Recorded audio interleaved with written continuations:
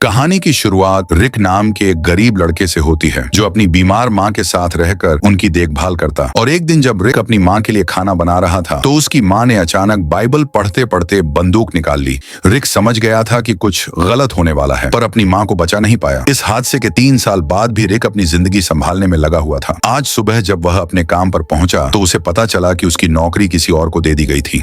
उसे बिना किसी खास वजह के निकाल दिया गया था, जिसके बाद रिक अपने दोस्त जेरेमी के पास काम मांगने गया, जिसने जैसे तैसे जुगाड़ लगा के उसे एक बहुत बड़ी हवेली में काम पर लगवा दिया। वहां काम करते हुए रिक को थोड़ी चोट लग गई, जिसके बाद रिक ने वहां की मैनेजर एंटोनेट से फर्स्ट एड किट मांगी, जिस पर पहले तो उसने रिक की मदद करने की बजाय उसे डांटना शुरू कर दिया। और जब रिक ने उसे बताया कि वह अपनी मरहम पट्टी करने के बाद दोबारा काम पर लग जाएगा तो एंटोनेट उसे मरहम पट्टी के लिए मैशन के अंदर ले गई। इधर रिक अपनी मरहम पट्टी कर ही रहा था कि तभी एक दूसरी नौकरानी ने एंटोनेट के कान में कुछ बोला, जिसे सुनते ही उसने रिक को वापस बाहर जाने को कहा। हवेली से बाहर निकलते वक्त रिक की नजर टेबल पर पड़े पैसों पर गई और अपनी मजबूरी को याद करते हुए उसने 1-2 नोट उठाने का फैसला किया। पर जैसे ही वो उस कमरे से बाहर निकलने लगा तभी उसकी नजर उस मैशन के मालिक जॉर्ज पर पड़ी, जो वहीं पास बैठकर रिक को चोरी करते हुए देख रहा था।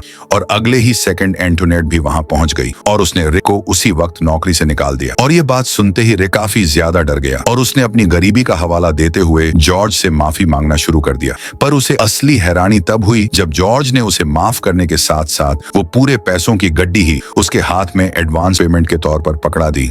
उसी रात रिक अपने दोस्त जेरेमी के साथ शिफ्ट हो गया, जहां जेरेमी ने उससे मज में पूछा कि अगर उसे बहुत सारे पैसे मिल जाएं तो वह क्या करेगा, जिस पर रिक का कहना था कि वह सभी अच्छी अच्छी जगहों पर घूमना चाहेगा, पर इस सबसे पहले वह अपनी एक्स तानिया के साथ दोबारा रिलेशनशिप में आएगा। और उसका ये जवाब सुनकर जेरेमी ने उसका मजाक उड़ाना शुरू कर दिया। अगली सुबह रिक और जेरेमी आपस में काम बांट ही रहे थे कि तभी रिक को मैशन के अंदर से मिस्टर जॉर्ज का बुलावा आया। और जब रिक मिस्टर जॉर्ज से मिला तो उन्होंने उसे बताया कि असल में उसके पास कोई वारिस नहीं है, जिस चीज का उसे बहुत ज्यादा पछतावा था। और इसके बाद उन्होंने रिक से पूछा कि क्या उसे भगवान में विश्वास है, जिस पर रिक हामी भरते ही जॉर्ज ने उसके सामने पैसों का ऑफर रख दिया, जिसके मुताबिक अगर रिक मिस्टर जॉर्ज के मरे हुए शरीर के ऊपर खाना खाने को तैयार हो जाए तो वो उनकी सारी जायदाद का मालिक बन सकता है। रिक को ये सब मजाक लग रहा था, लेकिन जॉर्ज मजाक के मूड में बिल्कुल नहीं था। उसने कहा कि यह मौका तुम्हारी पूरी जिंदगी पलट सकता है। रिक इसके लिए तैयार नहीं था, पर जॉर्ज ने उसे दोबारा कहा। कहीं ना कहीं जॉर्ज जानता था कि पैसों की कमी से यह काम करवा ही देगी। रिक को मरे हुए शरीर पर खाना खाने की बात थोड़ी ज्यादा ही अजीब सी लग गई थी, इसीलिए उसने दूसरी नौकरी ढूंढना शुरू कर दिया, पर इसका कोई फायदा नहीं हो रहा था। और तभी अचानक उसके दरवाजे पर एक दस्तक हुई, जिसे खोलते ही एक आदमी रिक को मेंशन ले जाने के लिए इन्विटेशन लेकर खड़ा था और उसने रिक को जल्द से जल्द तैयार होने को कहा। थोड़ी देर बाद जब रिक मैशन में पहुंचा तो एंटोनेट ने उसे मिस्टर जॉर्ज की मौत के बारे में बताया और फिर उसके सामने एक कॉन्ट्रैक्ट भी रखा, जिसके मुताबिक अगर रिक ने जॉर्ज के शरीर पर रखकर खाना खा लिया तो वो जॉर्ज की सारी जायदाद का मालिक बन जाएगा। पर इसके लिए उसे सारा खाना खत्म करना जरूरी था और साथ ही वह चाहकर भी किसी को इसके बारे में नहीं बता सकता।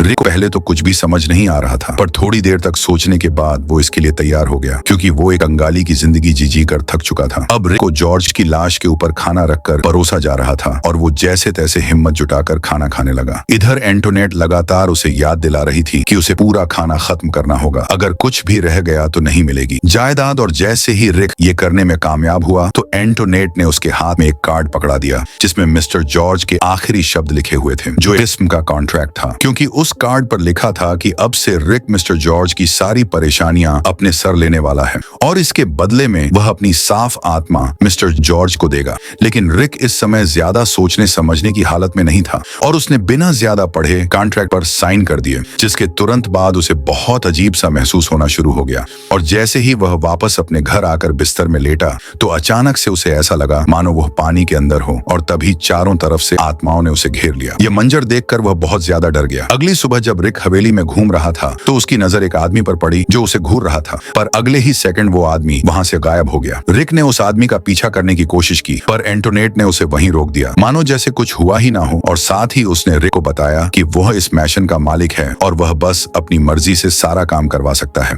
पर फिलहाल उसे समझ नहीं आ रहा था कि आखिर वह अपनी इस नई जिंदगी के साथ करे क्या। तभी एंटोनेट ने उसे एक अनलिमिटेड क्रेडिट कार्ड देते हुए अपनी नई जिंदगी का ज्यादा से ज्यादा मजा लेने को कहा। थोड़ी देर बाद रिक अपना सामान लेने के लिए जेरेमी के घर गया, जहां उसने जेरेमी को कुछ पैसे देने की कोशिश की, जिन्हें लेने से जेरेमी ने साफ इनकार कर दिया। वहां उसकी मुलाकात एक बार फिर से अपनी एक्स तानिया से हुई, जिसने उससे पूछा पूछा कि क्या उसकी कोई लॉटरी निकल गई है, जिस पर रिक का कहना था कि लॉटरी से कुछ बहुत बेहतर हुआ है। वो अब तान्या के साथ कहीं बाहर घूमने जाना चाहता था, पर तान्या ने इसके लिए साफ इनकार कर दिया क्योंकि उसे अभी भी रिक पर पूरा भरोसा नहीं था। इसके बाद रिक एक क्लब में गया जहां उसने अपने लिए सबसे महंगी शराब ऑर्डर कर दी और उसके इस मिजाज को देखते हुए एक आदमी ने उसे यह कहते टोक दिया। वह कहने लगा कि इतनी महंगी शराब पीने की हैसियत नहीं है तुम्हारी। उसकी इस बात से गुस्सा होते हुए रिक ने 2 बॉटल खरीद ली, एक अपने लिए और एक उस आदमी को दे दी। इसके बाद जब वह शराब पीते हुए वापस हवेली में पहुंचा तो उसे एक औरत दिखाई दी और जब उसने अपने नाक को छुआ तो उसे एहसास हुआ कि उसके चेहरे पर खून लगा हुआ था। पर जैसे ही उसने वापस उस औरत की तरफ मुंह घुमाया तो वह वहां से गायब हो चुकी थी। लेकिन फिर अगले ही सेकंड उस औरत ने रिक को दोषी बताते हुए उस पर हमला कर दिया, जिस दौरान रिक को एक बार फिर से पानी के नीचे होने का एहसास हुआ और जब वह वापस होश में आया तो वह जमीन पर पड़ा हुआ था। अपनी ये हालत देखते ही रिक तुरंत एंटोनेट के पास पहुंचा और उसने एंटोनेट पर इल्जाम लगाया कि उसने ही कोई नशीली दवाई दी होगी उसे, जिसके चलते उसे भूत दिखाई दे रहे हैं। उसकी बात सुनते ही एंटोनेट तुरंत सब कुछ समझ गई और उसने रिक को सबसे पहले शांत होने को कहा। पर रिक को उस वक्त सिर्फ अपने सवालों का जवाब चाहिए था और उसने तुरंत ही एंटोनेट से उसको कॉन्ट्रैक्ट और मिस्टर जॉर्ज के आखिरी शब्दों को दोबारा से पढ़ने की इच्छा जाहिर की। और जैसे ही उसने वह आखिरी शब्द पढ़े तो अब उसे सब कुछ समझ आने लगा था और अब उसे एहसास हो रहा था कि आखिर उसने क्या किया है। लेकिन उसे अभी भी भरोसा नहीं हो रहा था कि जो कुछ भी उसके साथ हो रहा है क्या वो सच में हो सकता है। इस पर एंटोनेट ने उसे बताया कि अपनी मौत से कुछ समय पहले मिस्टर जॉर्ज अजीबोगरीब जादू टोने में लग गया था ताकि वह अपने नसीब का पाप किसी और को दे सके। इससे वह मरने के बाद नर्क जाने से बच जाएगा। इसके बाद एंटोनेट ने रिक को एक किताब दिखाई जिसमें एक खास रिचुअल के बारे में लिखा हुआ था, जिसमें लोग एक ऐसे इंसान को चुनते थे जो उनके मरे हुए शरीर पर बैठकर खाना खाए ताकि उस आदमी के सभी पाप खाने की मदद से ट्रांसफर हो जाएं और ऐसे लोगों को खास तौर पर सीन ईटर्स कहा जाता था। अब रिक को एहसास हो गया था कि वो भी एक सीन ईटर बन चुका है।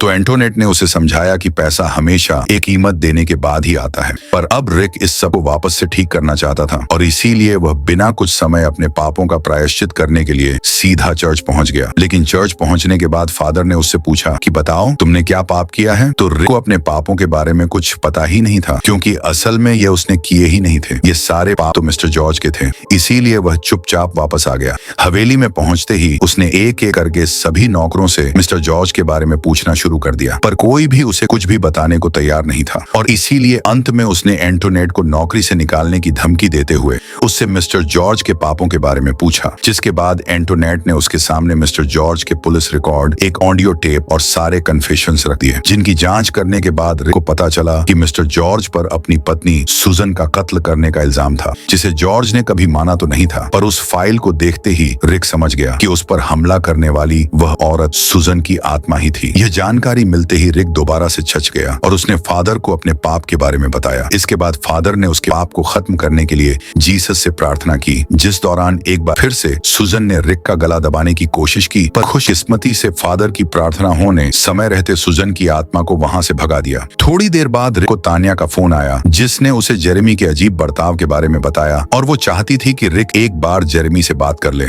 उसी रात रिक को टीवी देखते हुए एहसास हुआ कि कोई आदमी उसके सोफे के बगल में खड़ा हुआ था और जैसे ही वह उस आदमी को देखने के लिए मुड़ा तो अचानक एक लैंप सीधा नीचे गिर गया और जब रिक उस लैंप के पास पहुंचा तो एक मास्क पहने हुए आदमी ने उसका पीछा करना शुरू कर दिया, जिससे बचने के लिए रिक एंटोनेट को आवाज मारते हुए सीढ़ियों के ऊपर भाग गया, जहां उसकी मुलाकात खून से लिपटे हुए एक छोटे बच्चे से हुई।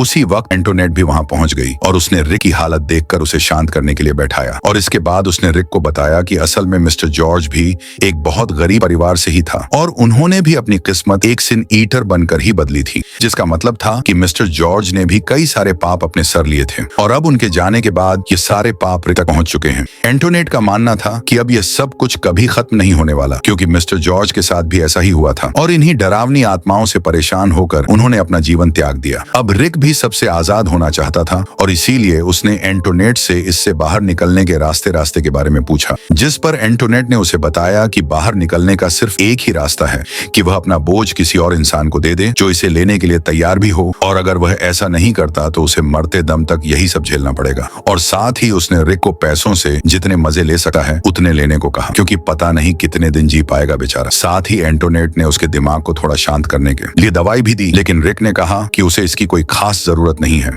अब वो दोबारा से फादर से मिलने के लिए गया, लेकिन उसने उसे चर्च में घुसने तक नहीं दिया। उस रात रिक के लिए सोना बहुत मुश्किल भरा हो गया था और उसे मजबूरन एंटोनेट की दी हुई गोलियां भी लेनी पड़ी। पर जैसे ही वह बिस्तर में लेटा तो उसे एक बार फिर अपने आसपास आत्माएं दिखाई देने लगी, जिन्हें देखकर वह इतना ज्यादा डर गया कि बिस्तर से नीचे गिर पड़ा। और ठीक उसी समय पर एंटोनेट भी वहां पहुंच गई। पर उस वक्त रिक अपने पूरे होश में नहीं था और उसे अपने सामने अपनी माँ दिखाई दे रही थी। पर जैसे ही वह अपनी माँ की तरफ बढ़ा तो डॉक्टर उसे इंजेक्शन लगाकर घर वापस होश में ले आए। जिसके बाद रिक ने एंटोनेट को बताया कि अब वह कुछ अलग करना चाहता है, चाहे वो रास्ता कितना भी खतरनाक हो, वह करना चाहता है। एंटोनेट ने उसे समझाया कि यह बहुत ही अजीब होगा। उसके लिए मिस्टर जॉर्ज तैयार नहीं हुए थे इसके लिए, और उसने एक बार फिर से रिक से पूछा कि क्या वह सच में अपना सारा पैसा छोड़ना चाहता है। जिस पर रिक ने कहा कि इससे तो मैं भिखारी ही अच्छा था। पर जब इसके बाद एंटोनेट ने उससे पूछा कि क्या उसके पास कोई ऐसा इंसान है जो यह जिम्मेदारी लेने को तैयार हो, तो के पास इसका कोई जवाब नहीं था और उसने एंटोनेट से ही पूछ लिया कि क्या वो यह जिम्मेदारी लेना चाहेगी। पर एंटोनेट ने इससे साफ इनकार कर दिया, क्योंकि जो इंसान उसकी की हुई डील के बारे में सब जानता हो वो यह नहीं कर सकता। साथ ही उसने सुझाया कि तुम्हारा वह दोस्त है ना जेरेमी, शायद वो इसके लिए तैयार हो सकता है।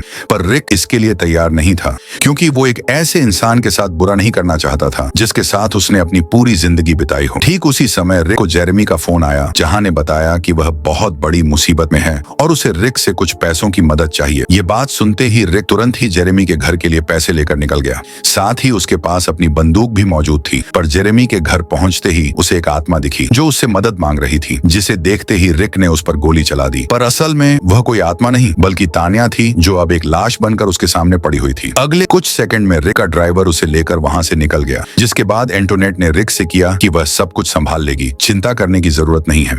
लेकिन अब रिक इतना ज्यादा परेशान हो चुका था कि वह सब कुछ खत्म करना चाहता था। इस पर एंटोनेट ने उसे याद दिलाया कि उसके लिए उसे क्या करना होगा। अब रिक बस अपना पल्ला छुड़ाना चाहता था। वो जेरेमी को भी यह श्राप देने को तैयार था और थोड़ी देर बाद ही जेरेमी वहां पहुंच भी गया। उसे तान्या के जाने का काफी दुख था, पर फिलहाल उसे रिक से किसी भी तरह का कोई काम चाहिए था ताकि उसके पास खूना खाने के पैसे तो हो जाएं। जिस पर एंटोनेट ने जेरेमी को बताया कि चाहता है कि वह उसके लिए एक सिन ईटर बन जाए, जिसके लिए जेरेमी भी तुरंत ही तैयार हो गया, क्योंकि उसे नहीं लगा था कि यह सब सच में हो जाएगा। थोड़ी देर बाद रिक एक टेबल पर लेट गया जहां डॉक्टर्स इस रिचुअल को तैयार कर रहे थे। एंटोनेट ने उसे भरोसा दिलाया कि यह तरीका काम जरूर करेगा। कुछ देर बाद डॉक्टर ने रिक को एक इंजेक्शन दिया, जिससे उसका दिल धड़कना बंद हो गया। अब रिक को दूसरी दुनिया में होश आया, जहां सभी आत्माएं मदद के लिए छल्ला रही थी और इन सब के बीच रिक को अपनी माँ भी दिखाई दी। पर जैसे जैसे ही वो उनके पास पहुंचा तो वह तान्या में बदल गई और दोनों ने एक दूसरे से माफी मांगी। अगले ही सेकंड सभी आत्माओं ने उसके ऊपर हमला कर दिया, लेकिन इस बार उसकी माँ की आत्मा ने उसे बचा लिया। तभी रिक को दोबारा होश आ गया, जिसके बाद एंटोनेट ने उसे बताया कि जेरेमी ने पूजा खत्म करके